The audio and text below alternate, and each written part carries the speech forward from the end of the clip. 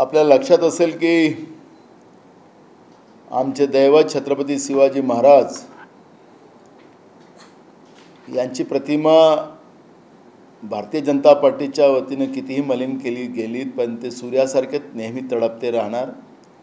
तेवढंच तेज अजून त्यांचा वाढत राहणार। तो विचार या महाराष्ट्रातूनच नव्हे तर देशातून भारतीय जनता पार्टी कधीही संपवू शकणार नाही, किती अवमान त्यांनी केला तरी। कारण की आपण पाहिलं की राज्याचे राज्यपाल भगतसिंग कोश्यारी जी, भारतीय जनता पार्टीचे राष्ट्रीय प्रवक्ते त्रिवेदी सुधांशु त्रिवेदी यांनी तर अजून त्याच्यापेक्षाही पुढचं वाक्य बोललेत की छत्रपती शिवाजी महाराजांनी औरंगजेबाकडे 5दा माफी मागितली आणि काल लोढानीत अजून राज्याच्या मंत्र्यांनी तर अजून त्याच्यावरचा उपक्रम केला।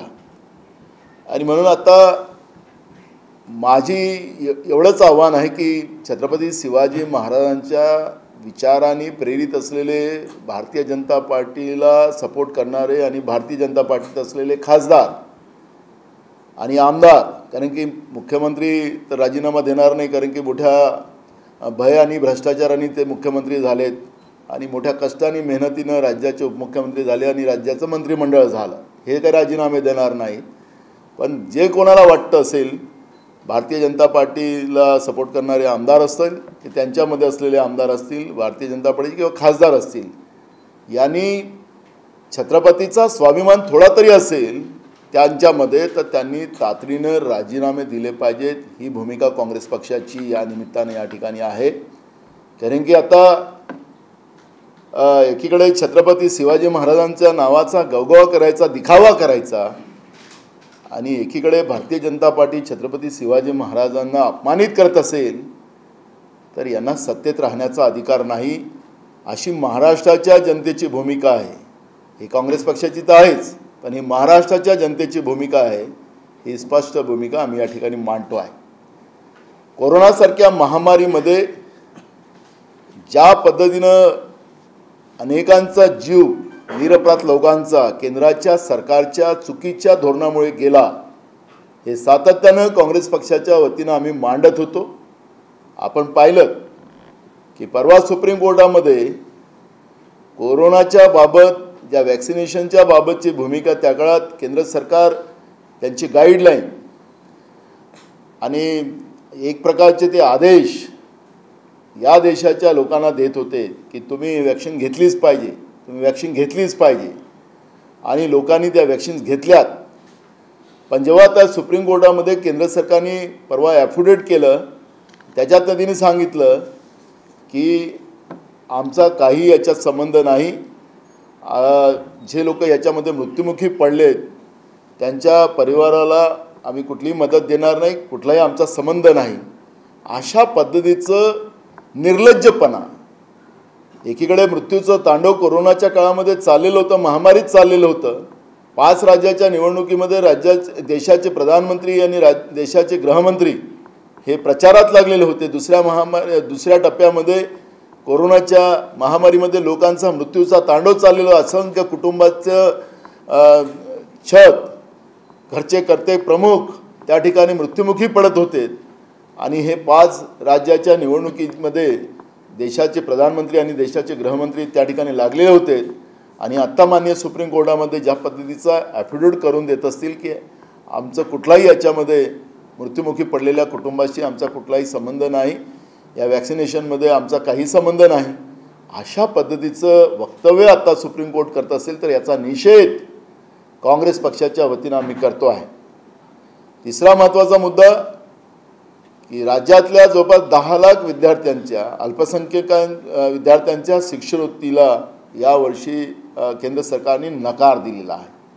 अर्ज भरून घेतलेत आणि त्याच्यामध्ये फक्त मुसलमानच आहेत असं नाही, पारसी आहेत, जैन आहेत, बौद्ध आहेत, अशा विविध अल्पसंख्यकमध्ये ज्या जाती येतात अशा 10 लाख विद्यार्थ्यांच्या शिक्षणाचा घोळ करण्याचं पाप केंद्रातलं आणि राज्यातलं बीजेपीचं सरकार करते आहे। याचा पाठपुरावा काँग्रेसच्या वतीनं आम्ही करू आणि या 10 लाख विद्यार्थ्यांना शिष्यवृत्ती मिळवून देऊच चूप राहू. येणाऱ्या विधानसभेमध्ये हे मुद्दे उपस्थित आम्ही करू, सरकारला घेरू आणि सरकारच्या समोर, कारण की आखरी केंद्राच्या तुमच्या राज्याच्या चुकीमुळे समजा या पोरांची शिष्यवृत्तीमध्ये अडचण निर्माण होत असेल तर राज्याच्या तिजोरीतून या पोरांच्या शिष्यवृत्ती दिल्या पाहिजेत, ही मागणी काँग्रेसच्या वतीनं आम्ही करू. राज्याच्या शेतकऱ्यांच्याबद्दल ही सरकार बधीर झालेली आहे. राज्यातलं ईडीचं सरकार असो की केंद्रातलं भारतीय जनता पार्टीचं नरेंद्र मोदीचं सरकार असो, हे बधीर झालेलं आहे. शेतकऱ्यांचं दुःख यांना कळेनासं झालेलं आहे. महाराष्ट्रामध्ये मोठ्या प्रमाणात शेतकऱ्यांच्या आत्महत्या होतात आणि तरीसुद्धा शेतकऱ्यांना कुठलीही मदत न देणं, पीक विम्याचे पैसे त्यांच्या मूठभर मित्रांच्या घरामध्ये, उद्योगपत्यांच्या घरामध्ये जाऊयात, अशा पद्धतीचं एक प्लॅनिंग राज्य आणि केंद्र सरकारच्या वतीनं केला गेलेला आहे. आणि ना पीक विम्याचे पैसे मिळालेत, ना अतिवृष्टीचे पैसे मिळालेत आणि मोठ्या प्रमाणात शेतकऱ्यांच्या आत्महत्या महाराष्ट्रामध्ये होतात आहेत. आणि म्हणून ह्या बधीर सरकारला आम्ही आता जॉब विचारू. शेतकरी तर विचारणारच आहेत, पण काँग्रेस पक्ष म्हणून सुद्धा आमची जबाबदारी आहे की पूर्ण ताकदीनं पीक विम्याच्या बाबतची भूमिका आम्ही आता प्रत्येक जिल्ह्यामध्ये, आमच्या तालुक्यात आम्ही शेतकऱ्यांसाठी मदत केंद्र उघडलेली आहेत आणि पीक विम्याच्या पावत्या ज्या असतील त्याच्या झेरॉक्स पावत्या आम्ही शेतकऱ्यांकडून जमा करण्याचं काम सुरू केलेलं आहे. आणि तो पीक विमा ज्या मूळवर उद्योगपत्यांच्या घरी हा पैसा देण्याचं, राज्य आणि केंद्राच्या आणि शेतकऱ्यांच्या घामाचा पैसा जो मूळभर मित्रांच्या घरी देण्याचा जो प्रयत्न केंद्राच्या सरकारने प्रधानमंत्री फसल विमा योजनेच्या माध्यमातून सुरू केलेला आहे, त्यालाही आता आम्ही जशाचं तसं उत्तर देऊन त्यांचे जे कार्यालय आहे, कारण की तालुक्यात कार्यालय नाही, जिल्ह्यात कार्यालय नाहीत, जे मुंबईमध्ये त्यांचे कार्यालय आहेत, त्या कार्यालयावर या सगळ्या पावत्या घेऊन जाऊन काँग्रेस पक्षाच्या वतीनं शेतकऱ्यांना न्याय मिळवून देण्याचा एक प्रयत्न आमच्या वतीनं केला जाणार आहे. तोही प्रयत्न आम्ही सुरू केलेला आहे. 5 तारखेपर्यंत आम्ही प्रत्येक जिल्ह्यातून पीक विमा ज्या ज्या शेतकऱ्यांनी काढलेल्या आहेत त्याच्या पावत्या जमा करण्याचं काम काँग्रेस पक्षाच्या वतीनं तालुका जिल्हानिहाय आम्ही सुरू केलेलं आहे. आणि 5 तारखेपर्यंत हा सगळा रिपोर्ट आल्यानंतर मुंबईच्या पीक विमा कार्यालयावर आमचा मोर्चा आम्ही वळवणार आहोत आणि त्या पद्धतीची एक कारवाई आम्ही सुरू केलेली आहे. बस अजून आपण जे काही प्रश्न विचारा तो विचारा. लोडांच्या संदर्भामध्ये लोडांची माफी मागितली त्यामुळे विषय संपला आहे असं जे बोललं जाते, तुमची डिमांड आहे अजून तरी राज्यामध्ये? मला मुद्दा असा आहे की यांची जीभ कशी वळतं. महाराष्ट्रात नव्हे तर देशामध्ये छत्रपती शिवाजी महाराजांच्या बद्दलचं वक्तव्य असं करावं, यांची जीभ कशी वळतं, त्याच्यानंतर माफी मागावी. ज्या छत्रपती शिवाजी महाराजांच्या नावाचं नाव घेऊन हे लोक सत्तेत आले, एक पद्धतीचं इव्हेंट त्या काळामध्ये केला की अरबी समुद्रामध्ये शिवाजी महाराजांची भव्य प्रतिमा, त्याचं भूमिपूजन या ठिकाणी झालं मुंबईच्या अरबी समुद्रामध्ये. स्वतः प्रधानमंत्री आले, स्वतः राज्याचे मुख्यमंत्री त्याच्यामध्ये होते आणि इतका तो दिखावा करण्याचं काम झालं.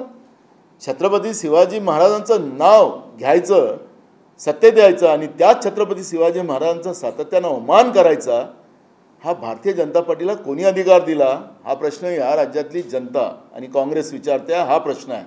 याच्यानंतर बोलायचं आणि नंतर माफी मागायची, ही इंग्रजी पद्धत, अंग्रेजची पद्धत. पहिले मारायचं आणि नंतर स्वारी म्हणायची, ही भाषा हे महाराष्ट्र खपवून घेणार नाही. एवढंच त्यांना असेल तर तातडीनं राजीनामा देऊन मोकळा व्हावं, अशा पद्धतीची भूमिका आमची आहे. यांना माफी नाही. शिवाजी महाराजांच्या विचारामध्ये गद्दारांना कधी माफी नव्हती, त्या पद्धतीची ही भूमिका आहे. महाराष्ट्राची जनता हीच भूमिका घेऊन आज लढते आहे आणि या भावना या लोकांनी लक्षात घेतल्या नाही तर यांना महाराष्ट्राची जनता यांना धडा शिकवणार आहे या ठिकाणी निश्चित झाले. सातत्याने जी विवादित वक्तव्य केली जातात त्यानुसार जर आपण पाहिलं तर शिवसेना गटाने, ठाकरे गटाने सांगितलं होतं की महाराष्ट्र बंद केला जाईल. तुमच्याशी देखील चर्चा केली जाते असंही सांगण्यात आलं. तर का महाराष्ट्र बंदसाठी काय काँग्रेसचं पुढचं पाऊल असणार? मला 2 मुद्दे याच्यामध्ये आहे. काँग्रेसने जेव्हा यांचा सुधांशू त्रिवेदी नावाचा जो भारतीय जनता पार्टीचा राष्ट्रीय प्रवक्ता आहे, म्हणजे राष्ट्रीय प्रवक्त्यांनी जे एखादं वक्तव्य केलं ते भाजपचं आहे, भाजपच्या खऱ्या चेहरा जेव्हा उघडकीस आला, हा खऱ्या अर्थानं महत्त्वाचा आहे. का छत्रपती शिवाजी महाराजांनी औरंगजेबाची पाचदार माफी मागितली अशा पद्धतीचं वक्तव्य जेव्हा सुधांशू त्रिवेदी करताय, त्याची जीभ का कटली नाही हा प्रश्न या ठिकाणी निर्माण होत आहे. छत्रपती शिवाजी महाराज आग्र्याच्या जेलमध्ये होते, त्यांनी माफी नाही मागितली. ते दानशूर होते. तिथल्या जी लोक गरीब होती, साधू असतील, संत असतील, त्यांना फळं वाटण्यासाठी परवानगीचं पत्र छत्रपती शिवाजी महाराजांनी औरंगजेबाला लिहिलेलं होतं. जे कुठल्या माफीवीरच्या तुलना छत्रपती शिवाजी महाराजांसोबत करत असेल हे खपून आम्ही घेणार नाही. मूळ प्रश्न आहे की हा नुसता कोश्यारी जीपर्यंतचा प्रश्न नाही आहे. भारतीय जनता पार्टीची जी भूमिका आहे ते सुधांशू त्रिवेदींनी जी भूमिका मांडली त्या भूमिकेशी आम्ही त्या भूमिकेच्या विरोधात आहोत. हे तर चाललेलं आहे. कोश्यारी तर कधी महात्मा ज्योतिबा फुले, कधी सावित्रीबाई फुले यांनी तर इथला धंदा चालू केलेला आहे. त्याच्याबद्दलचा काँग्रेसकडून सातत्यानं विरोध झालेला आहे. मूळ प्रश्न असा आहे की भारतीय जनता पार्टीचा खरं रूप जे आहे ते सुधांशू त्रिवेदी जे भारतीय जनता पार्टीचे राष्ट्रीय प्रवक्ते आहेत त्यांच्या रूपाने स्पष्ट झालेलं आहे. म्हणून लोढा आपले हे कोश्यारीजी इथपर्यंत मर्यादा नाही आहे. कारण की या सगळ्यांची व्यवस्था अशी झालेली आहे की पंडित जवाहरलाल नेहरूजींना पहिले टार्गेट केलं, नंतर छत्रपती शिवाजी महाराजांना टार्गेट करतात. जुना इतिहास डॉक्टर बाबासाहेब आंबेडकरांचा उल्लेख करतात. हा सगळा जुना इतिहास मोडून टाकायचा आणि त्याची तुलना मी परवा पण गडकरींच्या बाबत बोललो. आम्ही नाही केलं ते पाप. गडकरी जे राष्ट्रीय अध्यक्ष होते भारतीय जनता पार्टीचे, त्यांच्यावरच यांच्याच लोकांनी मनी लॉन्ड्रिंगच्या प्रकरणामध्ये त्यांच्यावर दोष लावला आणि राष्ट्रीय अध्यक्ष पदावरून काढलं. म्हणून छत्रपती शिवाजी महाराजांची गडकरीची तुलना होऊ शकतं. आणि म्हणून हे सगळे जे प्रश्न आहेत हे प्रश्न महत्त्वाचे आहेत. आणि म्हणून आमची काँग्रेसची भूमिका आम्ही त्यावेळेसही मांडली. ज्यावेळेस आमची भारत जोडो यात्रा होती त्यावेळेसही आम्ही पहिली भूमिका आमचीच होती. राजीनाम्याची मागणी आम्हीच केलेली होती. महाराष्ट्र बंद करायचं असेल तर आम्हाला काही नाही, पण ही जी काही व्यवस्था आहे छत्रपती शिवाजी महाराजांच्या बद्दलची अपमानित करण्याची जी सुरू केलेली आहे आणि भारतीय जनता पार्टीचा खरा चेहरा जो आलेला आहे पुढं, हा पडद्याचं फाडणं हे महत्त्वाचं काम या ठिकाणी आहे. आणि म्हणून आमची भूमिका स्पष्ट आहे की माफी नाही. म्हणून आम्ही सांगितलं त्यांचे आमदार असतील, खासदार असतील, काही सांगतात की आम्ही काही करू, सोडा ना, पुढच्या सोडा. एवढाच असेल तर स्वाभिमान तुम्हा लोकांना छत्रपतीचा, नसेल तर तुमच्या बसा खुर्चीवर, आम्हाला काही नाही, लोक उतरवतील त्यांच्या खुर्च्यावर. नाना भाऊ, हिंदुत्वाच्या नावाने सरकार चालू आहे आणि जी 40 लोक गेले ते हिंदुत्वाच्या नावाने गेले आहेत. छत्रपती शिवाजी महाराज हिंदवी स्वराज्याची स्थापना केली. आज त्यांचं हिंदवी स्वराज्य भारतीय जनता पक्ष किंवा इतर जे काही लोक आहेत त्यांना मान्य नाही. त्यांचा इतिहास पुसण्याचं हे बघा, भय आणि भ्रष्टाचाराने महाराष्ट्रातलं ईडीचं सरकार आलेलं आहे. खोक्याची गोष्ट त्यांच्याकडूनच आलेली आहे, काय आमच्याकडून नाही आलेली आहे. त्यामुळे एकीकडे शिवाजी महाराजांचं नाव घेऊन शिवाजी महाराजाला बदनाम करण्याचं काम ते करत असतील तर त्याचं प्रायश्चित्त त्यांना भोगावं लागणार आहे. सरकार भय आणि भ्रष्टाचाराची आहे. फक्त चेहऱ्यावर पडदा वेगळा दाखवायचा आणि सत्तेची मलाई खायची अशा पद्धतीचं आणि राज्याची तिजोरी लुटायची ही व्यवस्था आज महाराष्ट्रामध्ये आहे. गरजू लोकांना मदत करायची नाही. शेतकरी आत्महत्या करतो आहे, अन्नदाता आज व्यथित आहे, त्याचं धान्य घ्यायला तयार नाही, अशी परिस्थिती आज राज्यामध्ये निर्माण झालेली आहे. त्यामुळे हे सरकार भय आणि भ्रष्टाचाराची सरकार महाराष्ट्रामध्ये गुजरातच्या नेत्यांच्या धार्जिनीची असलेली सरकार महाराष्ट्रामध्ये आहे. महाराष्ट्र लुटून गुजरातला दिलं जात आहे, अशा पद्धतीची ही परिस्थिती महाराष्ट्रात निर्माण झालेली आहे. त्यामुळे या सरकारचं करायचं काय, खालती काय वरतं काय सांगतात त्याप्रमाणे तशी काही भूमिका मला बोलायची नाही. पण ही जी काही परिस्थिती आज महाराष्ट्रात निर्माण झालेली आहे ही भयावह आहे. महाराष्ट्राच्या या पुरोगामी विचाराला संपुष्टात आणणारी आहे आणि त्याच्यामुळे काँग्रेस पूर्ण रस्त्यावरची लढाई ही लढेल, लोकशाही पद्धतीने लढेल आणि जशाला तसं लोकशाही पद्धतीनं उत्तर देण्याची भूमिका ही काँग्रेस पक्षाची राहणार आहे आणि ही लढाई आम्ही लढत राहू. मराठी खतम कर देते. कर्नाटकचे मुख्यमंत्री वारंवार वक्तव्य करताना पाहायला मिळत आहेत. सीमा भागामध्ये अजूनही आंदोलन आणि मोर्चे सुरू आहेत. महाराष्ट्राचे तुकडे करायची भूमिका भारतीय जनता पार्टीची आपल्याला लक्षात येत आहे. एकीकडे गुजरात आपल्याला आमचं पाणी नेतं आहे, आमच्या इथले उद्योग नेत आहे. कर्नाटकमध्ये सरकार भारतीय जनता पार्टीचे चोरून आलेलं, तेही भ्रष्टाचारानं निर्माण झालेलं सरकार आहे. तिथंही काँग्रेसचं सरकार आलेलं होतं आणि तिथलंही सरकार याच पद्धतीनं मग मध्य प्रदेशचं असो किंवा कर्नाटकचं सरकार ज्याला बहुमत जनतेनं काँग्रेसला दिलेलं होतं, तेही सरकार तिथं भाजपचं सरकार आज आहे.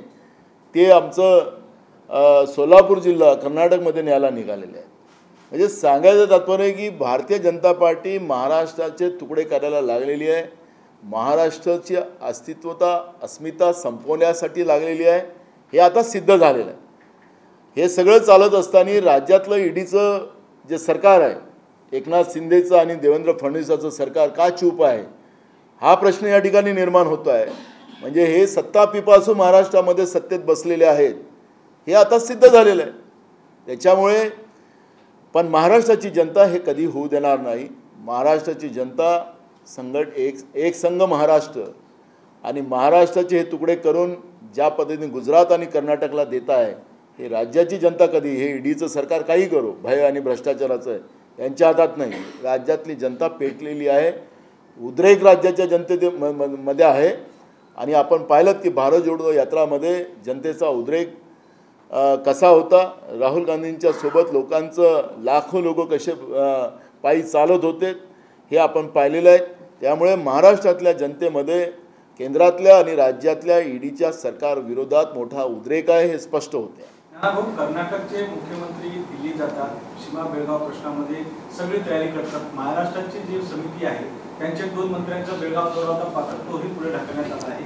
कुठे ना कुठे कर्नाटक सरकारला पूर्ण ताकद देऊन आपण बॅकला येण्यास बिलकुल. जसं मी मगाशी ते प्रश्नाचं उत्तर देत होतो की जसं राज्यातले उद्योग गुजरातच्या निवडणुकीसाठी गुजरातला पाठवण्यात आलेले होते, तसंच आता कर्नाटकमध्येही पुढच्या वर्षाला निवडणुका लागतात आहेत आणि त्या निवडणुका त्या ठिकाणी भाजपला फायदा मिळावा म्हणून राज्यातला काही भाग कर्नाटकला देता येतं का, याच्यावरचं जो विवाद अनेकदा आपल्याला समोर आला, महाराष्ट्र आणि कर्नाटक विवाद, त्या विवादाप्रमाणे पुन्हा कर्नाटकमध्ये आपला काही भाग महाराष्ट्राचा देता येतं काय, असं केंद्र सरकारची जी पॉलिसी आहे ते निदर्शनास येतं.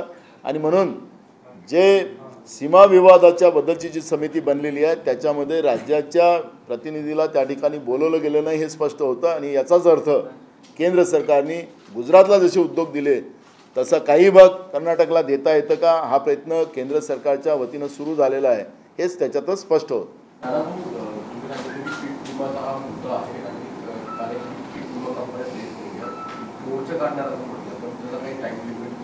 मी तुम्हाला सांगितले की प्रत्येक जिल्ह्यामध्ये आणि तालुक्यामध्ये आम्ही मदत केंद्र उघडलेले आहेत आणि त्या मदत केंद्राच्या माध्यमातून शेतकऱ्यांनी ज्यांनी कारण की तिथं तालुक्यामध्ये कुठलाही पीक विम्याचं कार्यालय नाही, ज्यांनी पैसे गोळा केले जिल्ह्यामध्ये नाही, ते मुंबईमध्ये त्यांचे ऑफिसेस आहेत.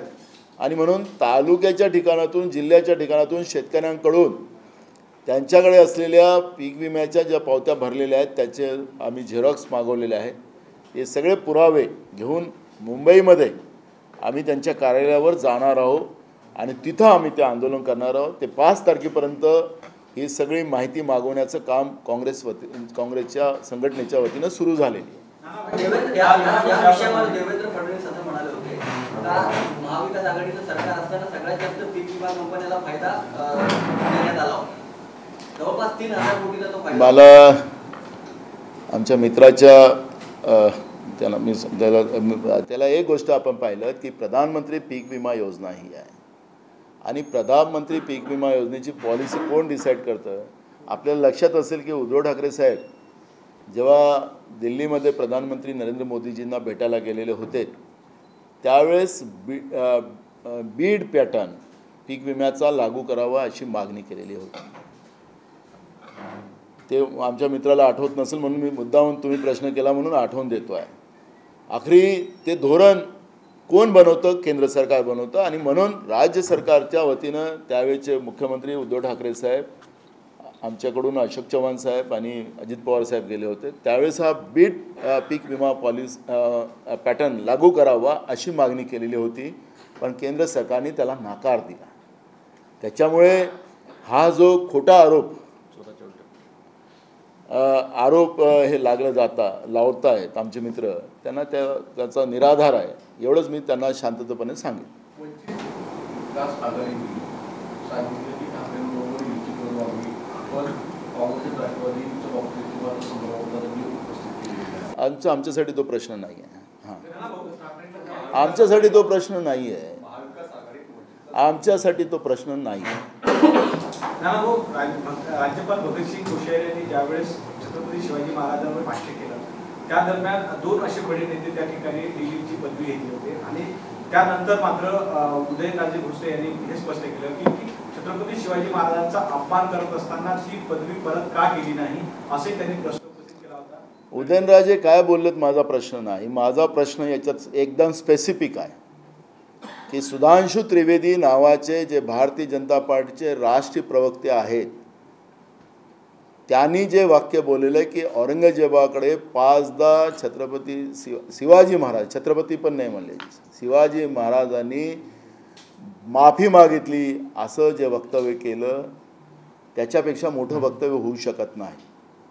त्याच्यामुळे भगतसिंग कोश्यारी यांनी तो सुरुवात केली, पण खरा चेहरा भारतीय जनता पार्टीचा सुधांशु त्रिवेदींनी उघडकीस केला की छत्रपती शिवाजी महाराजांच्या बद्दलचं BJPचं काय मत आहे, हे मत त्यांनी स्पष्ट केलेलं आहे. त्याच्यामुळे मी तर पवार साहेबांपुरतंच नाही सांगत, मी भारतीय जनता पार्टीला जेवढे लोक सपोर्ट करतात, जे छत्रपती शिवाजी महाराजांचं नाव घेऊन सत्तेत आले, या सगळ्यांनी राजीनामे द्यावे ही मागणी आम्ही करतो आहे. त्याच्यामुळे एक पवार साहेबापुरतंच आता हे प्रकरण नाही. हे ज्या पद्धतीनं सुधांशु त्रिवेदीचं जे लाईन आहे ती महत्त्वाची या ठिकाणी आहे. आणि हे पंडित जवाहरलाल नेहरू असो की छत्रपती शिवाजी महाराज असो, बाबासाहेब आंबेडकर असो, हा जुना इतिहास विसरा. खरं तर मी तुम्हाला सांगायचं तात्पर्य असं की राज्याचे बुद्धिजीवी हुशार राज्यपाल भगतसिंग कोश्यारी, हे तर एकदम त्यांची लाईन एकदम स्पष्ट आहे. हे जुना पुराना भूल जाओ, हे नया ले लो सब.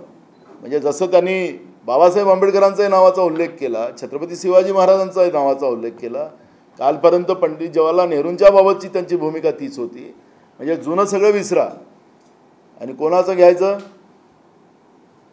करप्टेड लोकांचं उल्लेख करतात. त्यांनीच केलं करप्टेड, आम्ही नाही सांगितलं ते करप्टेड होते म्हणून. त्याच्यामुळे आमचा मुद्दा एकदम स्पष्ट आहे की महाराष्ट्रातल्या आमच्या दैवताला अपमानित करण्याचं काम जे भाजप सातत्यानं करते आहे, त्यामुळे आमची भूमिका त्याच्यात स्पष्ट आहे. ते पवारसाहेब तिथं बसले होते की नसले होते आमचा तो विषयच नाही. आमचा एकदम भूमिका स्पष्ट आहे.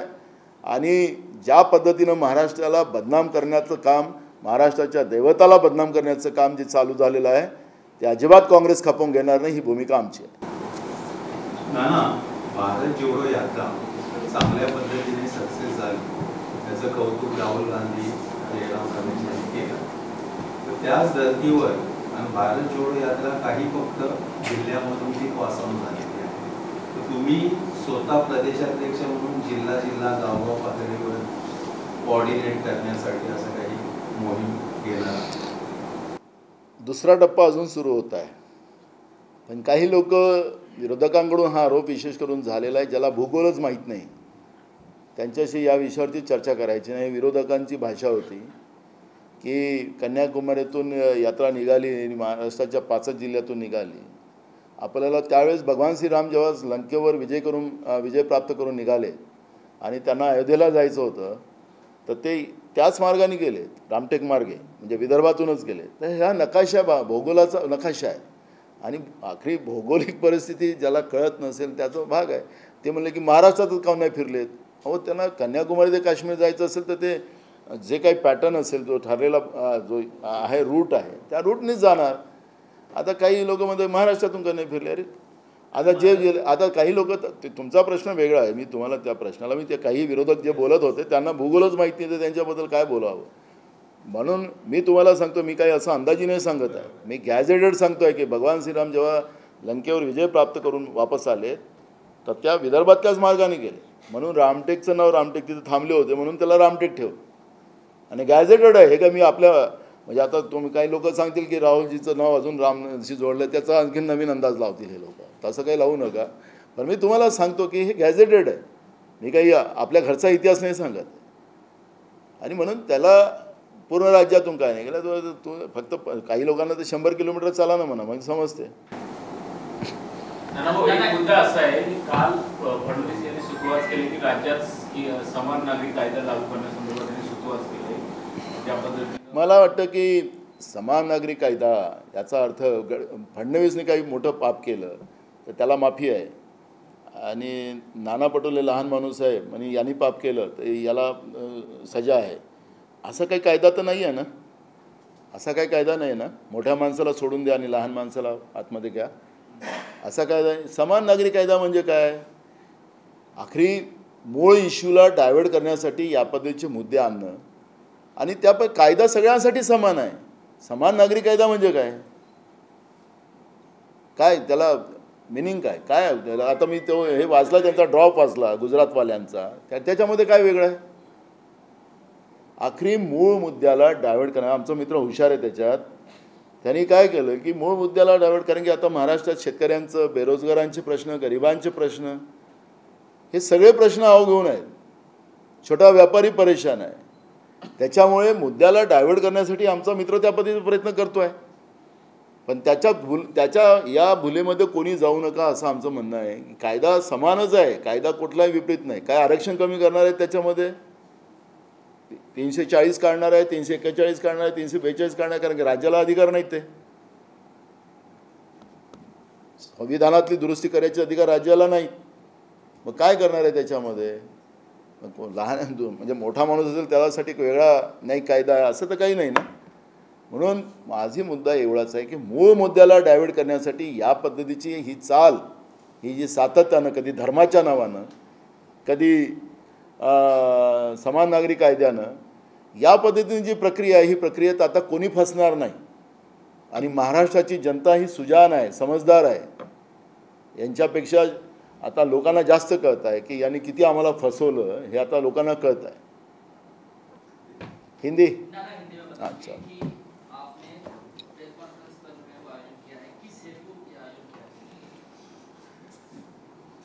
देखो, बीजेपी का असली रूप हमारे सामने बार बार आ रहा है कि छत्रपति शिवाजी महाराज को अपमानित करने का जिस तरह से इन लोगों ने कॉन्ट्रैक्ट लिया है कि केंद्रीय प्रवक्ता भारतीय जनता पार्टी के सुधांशु त्रिवेदी, इन्हें कहा है कि छत्रपति शिवाजी महाराज ने औरंगजेब से 5 बार माफ़ी मांगी है. जैसे पहले दिन राज्य के महामहिम भगत सिंह कोश्यारी राज्यपाल जी कहते हैं कि छत्रपति शिवाजी महाराज की तुलना गडकरी से करते हैं. कल एक मंत्री, राज्य के एक मंत्री है ईडी सरकार में लोढ़ा, वो कहते हैं कि शिंदे और छत्रपति शिवाजी महाराज की तुलना उस तरह से किया, आगरा से छुट के आए वैसे यही छुट के आए. तो इसका मतलब है कि बीजेपी का सही रूप जो है छत्रपति शिवाजी महाराज के बारे में, वो स्पष्ट हो चुका है कि शिवाजी महाराज को बार बार अपमानित करना ये उनका ध्येय है, ये स्पष्ट हो चुका है. और इसलिए हमने कहा कि बीजेपी से जो एमएलएज हो या एमपीज हो, जो छत्रपति शिवाजी महाराज के विचारों को थोड़ा सा भी अगर मानते हैं तो तुरंत उन्हें रिज़ाइन कर देना चाहिए. मंत्री पद से देना चाहिए, एमएलए से देना चाहिए, सांसद से देना चाहिए. और नहीं है तो जनता उनको हमेशा के लिए घर में बिठाएंगे, ऐसी मानसिकता आज महाराष्ट्र की जनता की है. ये भूमिका कांग्रेस पार्टी की है. सेकंड थिंग, अल्पसंख्यक जो बच्चों की शिक्षावृत्ति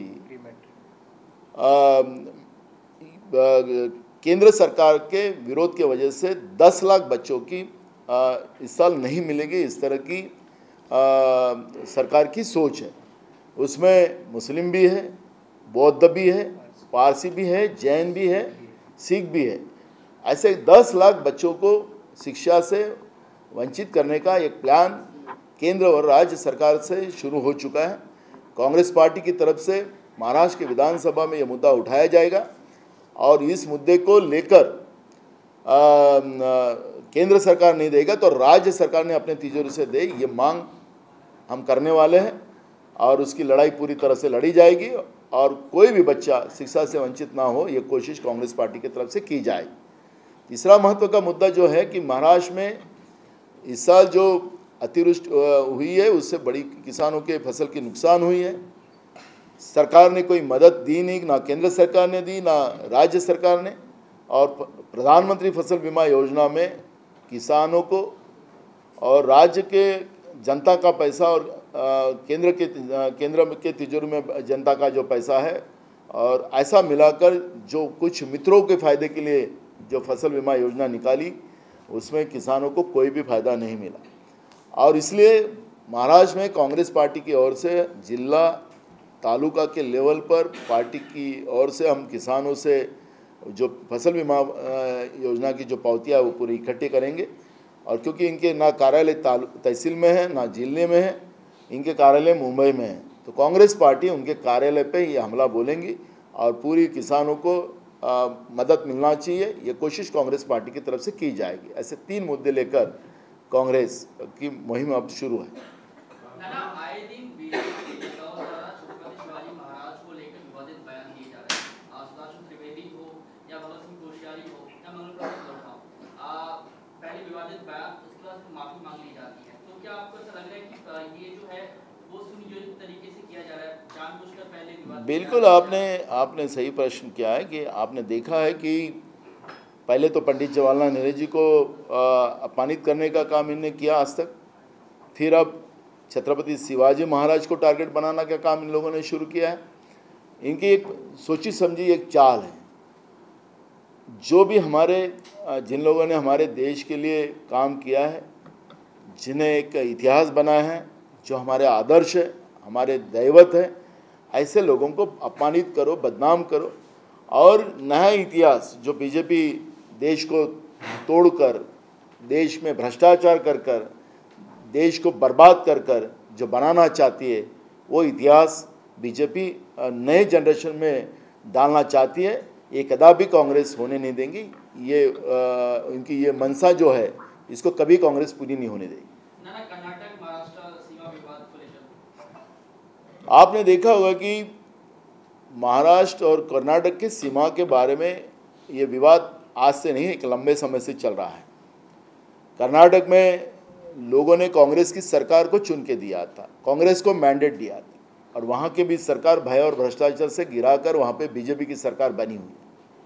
अगले साल वहाँ पे चुनाव आने वाले हैं और इसकी तैयारियाँ, जैसे गुजरात के चुनाव में महाराष्ट्र के उद्योग गुजरात में ले जाकर गुजरात का चुनाव जीतने की कोशिश करने की केंद्र की सरकार का, मोदी सरकार का जो जालसाजी रही है, वो आपने सबने देखा है। उसी तरह महाराष्ट्र और कर्नाटक के जो विवाद है, वो विवाद को कर्नाटक के बाजू में कैसा निर्णय दिया जाए, वो केंद्र सरकार की तरफ से पूरी कोशिश चल रही है। जो कमेटी बनी है, उस कमेटी के हमारे जो राज्य के मेंबर थे, उनको नहीं बुलाया, उनको ही बुलाया, कर्नाटक वाले को। इसका मतलब ही है कि कर्नाटक का भी चुनाव इसी आधार पे कैसे जीत सकते हैं, ये केंद्र में बैठी हुई मोदी की सरकार कर रही है। ये जो जालसाजी जो बीजेपी केंद्र में बैठी हुई कर रही है, ये महाराष्ट्र की जनता कभी भी इस बात को एक्सेप्ट नहीं करेंगी। वही जवाब महाराष्ट्र की जनता देगी और कांग्रेस भी उनके साथ लड़ेगी। लगातार छत्रपति शिवाजी महाराज को लेकर जो विवादित बयान दिए जा रहे हैं, उसके बाद उद्धव ठाकरे ने कहा है कि महाराष्ट्र बंद को लेकर जल्दी ऐलान करेंगे। कांग्रेस की क्या?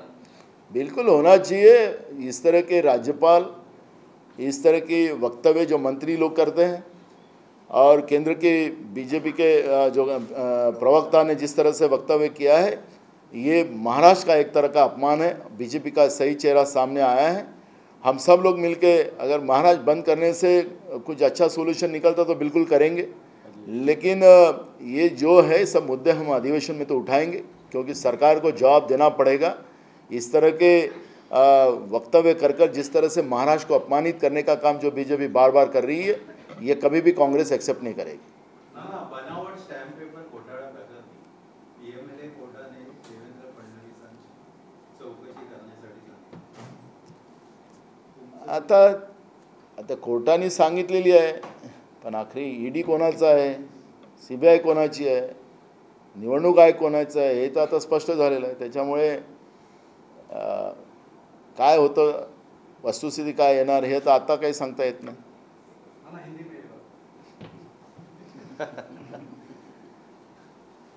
आपने देखा होगा कि स्टाम्प घोटाले के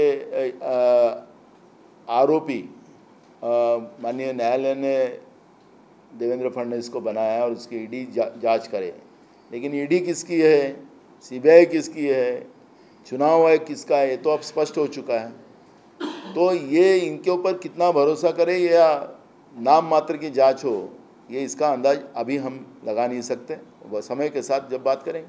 अधिवेशनात मुद्दा आहे ना. बिलकुल हे राज्याच्या तिजोरीचं नुकसान ज्यांनी कोणी केलं असेल त्याबाबतचा प्रश्न विचारला जाणार, कारण की या राज्याच्या जनतेचा स्टॅम्प घोटाळा म्हणजे की राज्याच्या तिजोरीमध्ये येणारा पैसा मधल्या माणसांनी खाणं हा होतो त्याचा अर्थ. म्हणजे राज्याच्या जनतेच्या विकासाच्या पैशाला चुना लावणं आमच्या सरळ भाषेत ते लावला गेलेला आहे आणि म्हणून हा जॉब विधानसभेमध्ये विचारला जाणार. स्टॅम्प लावला ना. विशेष पेपर कोर्ट ने साफ आदेश दिया है कि स्टैम्प पेपर भाई गंभीर रूप से जो भी इन्वॉल्वमेंट जिसकी भी है सभी की बात है, मैंने ऑर्डर पढ़ ली है, लेकिन आखिरी जांच करने वाली तो एजेंसी ईडी है.